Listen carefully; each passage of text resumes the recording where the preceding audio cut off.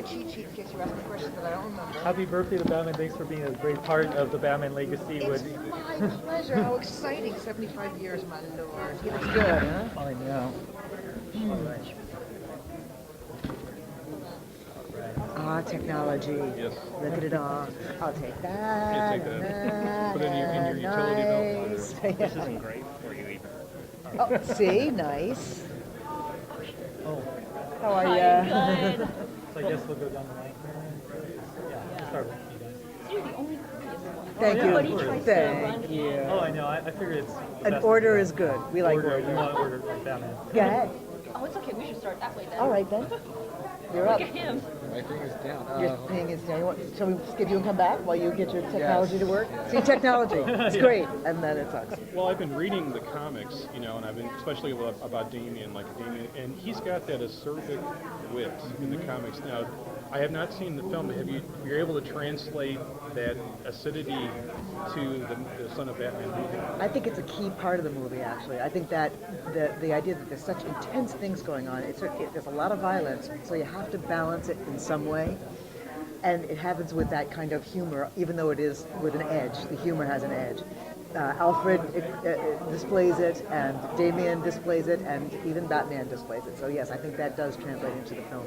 Is there a lot of friction between Nightwing and Damian in this installment? Absolutely. Yeah, 'cause- Any kind of conflict like that, I think, adds interest. And so, yes, absolutely, because there's, your costume's kind of effeminate, isn't it? Damien says. Yeah, keep your hands off the costume. That's mine. So yeah, there's absolutely that sort of almost sibling rivalry, even though they aren't really brothers. I'm looking forward to seeing that. Good. Are you seeing it tonight? Either tonight or tomorrow. Great. Good. A lot of the times you're trying to expand from the graphic novel or the issues, but here Grant's story is so big, so it's almost like you're trying to compress it. But how was the process with this one trying to work with Grant's story? That's not really my responsibility because the writers have to deal with that and they have to adapt the piece. When I get the piece, it's already, and that's been done. So I wish I could say I had some influence in that. I really don't. I can, however, say that when we do a scene that clearly doesn't move the piece forward and isn't really dramatic or isn't really interesting, I will mention during the recording, if we had to cut something, that would be a good scene to cut because it just dramatically doesn't really add anything. Sometimes they take my suggestions, sometimes not. Hello. Hello. What is there that you look for when you're voice casting?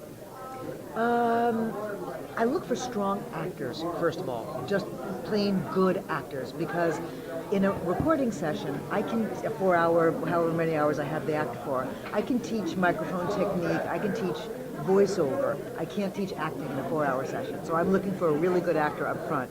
Then I'm looking for someone whose voice matches the character design, so that if the character is big and strong, that I'm not using a very thin, greedy voice for that. I'm using a voice that makes sense coming out of that body. But mostly I'm looking for good acting. That's the number one. You've done a number of these films, so obviously. 23. Yeah. So what is there about the films that keeps gets you to keep coming back to them? When I was a kid growing up, I did not read comic books. It was not until I was employed working on Batman the Animated Series that I really knew much about the DC universe at all. And now that I'm a couple of decades into it, I love this world. I really do. And being able to do different incarnations of it, as well as maintaining the integrity of existing incarnations of it, makes me very happy to be a part of that. And because it kind of is a boys' club, I'm especially proud to be a part of it. Because I'm a girl. Yes? What about Sean stood out for him to play that Damian? I'm a huge Firefly fan, as are many of the people at this particular convention and every convention. And I kind of made a determination after having seen that series that I would hire every single one of those actors. So it really was a matter of finding the right roles for each of those actors. And so, of course, Nathan Fillion has been Green Lantern for me, and Steve Trevor. Gina Torres has worked for me 1,000 times. Marina Baccarin is in this piece and has worked for me before. And I went, Nightwing, Sean Maher. He'd be great. And it was his first voiceover gig, and you'll never know that by seeing the piece. He's so accomplished, even doing something he'd never done before. Andrea, you've done some amazing stuff with Batman and there's been so many of these amazing films. Thank you. With Robin being Damian this time, and you've done with like Tim Drake, Robin, of course, Dick Grayson. How does it feel to really bring out the essence of what Damian is compared to all these other Robins we've had in this movie? Well, first of all, until I was given the script, I knew nothing about the story. I had no idea that Batman had a son. And so that was just fascinating to me. And this character, because he's brought up by his grandfather, Ra's al Ghul, who really is all about martial arts and battle and get rid of your enemies, and that's a completely different world than the other Robins we've met. And so, because those other Robins were trained by Batman, who has a different sensibility. And so this was very interesting, and I auditioned a bunch of kids, and this kid, Stuart Allen, just stood out head and shoulders. He walked in for the callback audition with this fedora on and this style and this. On that. Yes, that one. He didn't have that one yet, but he had another one that was very cool. And he just had this attitude of self-assurance for such a young kid. I think he was about 11 or 12 when he recorded this. And he was so confident, so strong, and that's key to this character. And so when it came down to which actor, it was like, there's that set him apart. Lots of other good actors auditioned for it, but there was this confidence, this self-assured mentality that really worked well for this character. You bet. Is there a character in the DC universe that you wish you can or hope on the bucket list that you can be able to find the actor to portray that character's voice? That we haven't done yet? Yes. I'm sure there is, but nothing comes to mind right now. Nightwing is one of my favorite characters, and there hasn't really been a big Nightwing story, so I'd really love to see something that really makes him the main character, because it's such an interesting character.